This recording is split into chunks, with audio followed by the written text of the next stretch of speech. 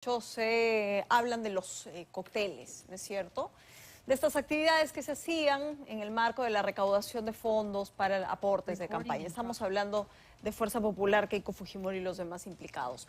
Bueno, el día de ayer el Poder Judicial ha declarado la nulidad, ¿no es cierto?, del caso Cócteles y remiten todo a la fase intermedia. ¿Qué quiere decir esto, no? ¿Cuál es la implicancia para este caso? ¿Hay responsables? ¿Cuáles fueron los errores que se han cometido? ¿Y a quién finalmente termina favoreciendo? ¿No es cierto? Esto está con nosotros para hablar de este tema el doctor Luis Lamas Puccio, a quien le damos la bienvenida a esta hora del día. Doctor, gracias por estar hoy aquí. Buen día. ¿Qué tal? Gracias por la invitación. A ver, me interesa que la gente entienda, recuerde un poco el contexto, pero que entienda didácticamente qué significa declarar la nulidad en esta etapa, para este caso, para el caso Cócteles. Bueno, lo primero que hay que dejar en claro es que no se trata de una absolución, simplemente de una nulidad. El juicio va a continuar. Lo que ha dispuesto la sala es que el juicio oral se retroceda a la etapa intermedia, que se caracteriza porque en esa etapa intermedia la Fiscalía presenta la acusación. En la acusación se pide una pena y se establece el pago de una reparación civil, que lo está pidiendo la Fiscalía. La acusación es la puerta de entrada al juicio oral, pero esta acusación tiene que ser aprobada por un juez de tutela, un juez de control, para que esta acusación cumpla con determinadas formalidades. De acuerdo a lo que ha resuelto el Poder Judicial el día de ayer, esta acusación no cumplía con estas exigencias y formalidades. Y esa conclusión arriba a la sala, porque ha sido el Tribunal Constitucional el que resolvió en dos casos específicos que dos personas que estaban siendo parte de ese proceso regresaran su causa al estado de la acusación fiscal. Me detengo ahí, porque aquí hay dos personas, ¿no es cierto?, importantes procedimentalmente. Estoy hablando del doctor José Domingo Pérez y estoy hablando del juez Víctor Zúñiga, ¿no es cierto? Ya el Tribunal Constitucional le había dicho, ¿no es cierto?, a Domingo Pérez que su acusación era sorpresiva, inusitada, ¿no es cierto?, que no garantizaba los derechos de los acusados. Eso fue avanzando. El juez Zúñiga recibe esto, ¿y qué es lo que no hace? Porque, ya venía el error de José Domingo Pérez, no admitido hasta ahora, y él recibe y no hace un control de acusación que nos ha colocado justamente en esta nulidad.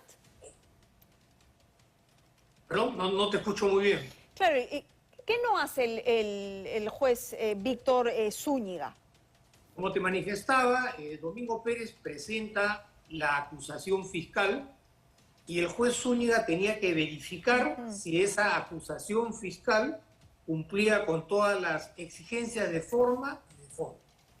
De acuerdo a lo que se desarrolló por parte del juez Zúñiga, en reiteradas oportunidades le tuvo que devolver la acusación a Domingo Pérez, porque esta acusación que presentaba Domingo Pérez no cumplía con las exigencias de ley. Creo que han sido más de 10 devoluciones del juez Zúñiga al fiscal manifestándole que subsanara esas omisiones que contenía su acusación 19 veces, para poder verificar si aprobaba o desaprobaba la acusación. Después de una cantidad significativa de devoluciones, el juez Zúñiga no le quedó otra alternativa que aprobarla.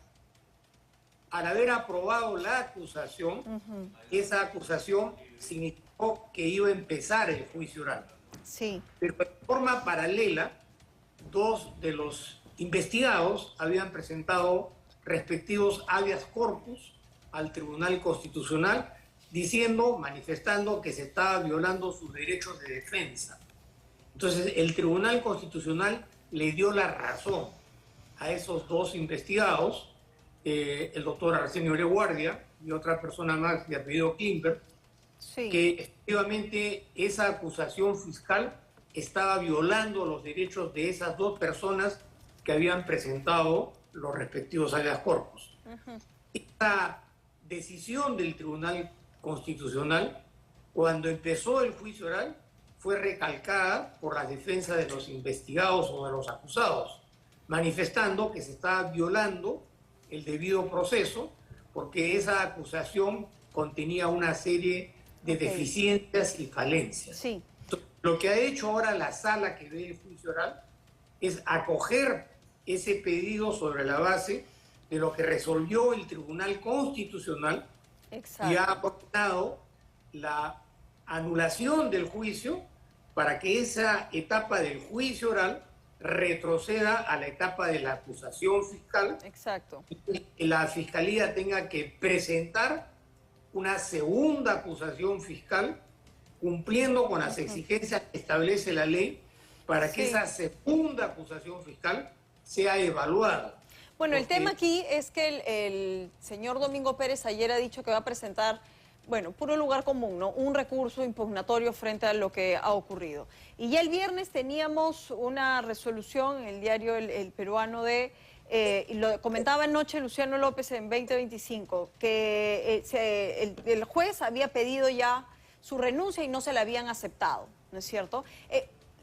A donde intento llegar es, en este punto, donde no hay corrección de errores, por lo menos de parte de la Fiscalía, porque sigue en su posición el señor Domingo Pérez, ¿qué es lo que corresponde hacer? Han pasado 7 años ya de este caso. Pero vamos por partes. Una cosa es la labor funcional de Domingo Pérez como fiscal y otra cosa es que la Fiscalía, en donde está Domingo Pérez, es la que representa al Ministerio Público. Domingo Pérez se podrá quedar o no se podrá quedar, si ha renunciado o no ha renunciado, si va a ser destituido o no va a ser destituido, ese es un tema aparte. Acá quien tiene que sacar la cara es la Fiscalía que formalizó la acusación. El segundo tema, sí, en efecto, tú señalas algo muy importante. El tiempo que duran estos juicios.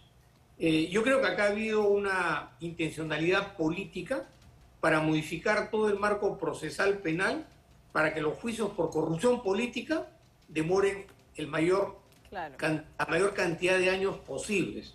Porque evidentemente que el paso del tiempo va diluyendo la solidez y la consistencia de las actuaciones dentro de un proceso penal. No es igual juzgar a una persona a los pocos meses de haber cometido el delito que juzgar a una persona después de 7 o 8 años. Y por otro lado, porque evidentemente este manejo político de los casos de corrupción política ha tenido vinculaciones con los grandes personajes vinculados a los casos de corrupción política. Es cierto.